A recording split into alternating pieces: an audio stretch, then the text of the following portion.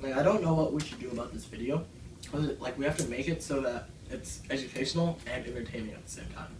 I know, I mean, I guess we could do an entertaining intro to capture their attention and then just do the rest as a voiceover. Yeah, but like, how would we do an intro? We're already doing it. Multinational corporations are otherwise known as MNCs.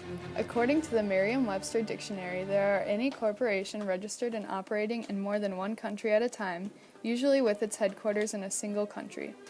A firm's advantages in establishing itself multinationally include both vertical and horizontal economies of scale, reductions in costs that result from an expanded level of output. Critics usually regard the multinational corporation as destructive of local economies abroad and as prone to monopolistic practices. These companies usually come between the goals of the state and the goals of the corporation.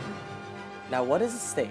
A state is a nation or territory considered as an organized political community under one government.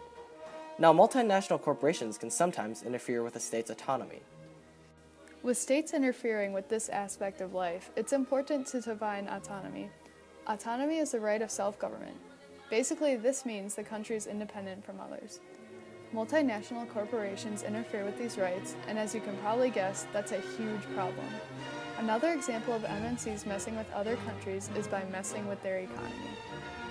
The second thing that multinational corporations interfered with were the local economies. Since the government of the country and the big companies had different goals, they didn't always have a symbiotic relationship. Usually these multinational companies destroyed local economies by swallowing or taking the local competition out of the picture.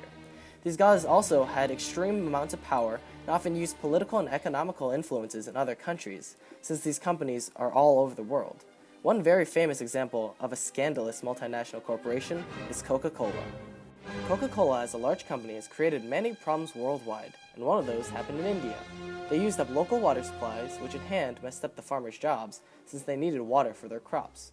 So because Coca-Cola in India overused water, it caused farmers the inability to grow crops, which caused them to lose their jobs, a lack of food, and drop in economy. In general, Coca-Cola's investment in India messed things up. One way that MNCs interfere is by making foreign direct investments, aka FDIs. These are defined as investments made by a company in one country to a company in a different country. There are two types of FDIs. The first is a horizontal FDI. That means that they sell the same product in different countries. The other is a vertical FDI. This is when companies control different stages of worldwide production. Coca-Cola had horizontal foreign direct investments. As many of you know, Coca-Cola is pretty much everywhere no matter where you go. As you might recall, horizontal FDIs are the same product in multiple countries. As you can imagine, the Coke company has their products in over 200 plus countries. Companies choose where to make their investments based on three things: natural resources, the market condition, and efficiency. With a concern for natural resources, environmental protection efforts are becoming an international business issue. Within the country's market, many things are taken into account, such as the wealth of the country. This is like Nestle taking advantage of poor countries for their own intentions. A way Nestle created a problem that never originally existed was through the economy of less developed economical states. What they did was they pushed the sales of breast milk powder to women with infants. However, this caused the sicknesses and deaths of many infants due to the lack of proper sterilization for the formula, and the water that was mixed with the powder was unclean and had harmful bacteria that the babies drank. Mothers also used less powder to make it last longer, which starved the babies. Natural breast milk also has antibodies that are useful for improving the immune system of the babies, and this breast milk powder can't do that. Overall, MNCs do things for themselves. Government spending and taxation doesn't really affect the MNC income, and Coca-Cola and Nestle aren't as great as they say they are.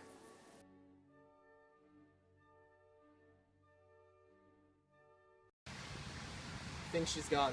Dude, I've been waiting to drink this like for the entire presentation. What is this? It's Coke. It's Coke. What? How could this happen?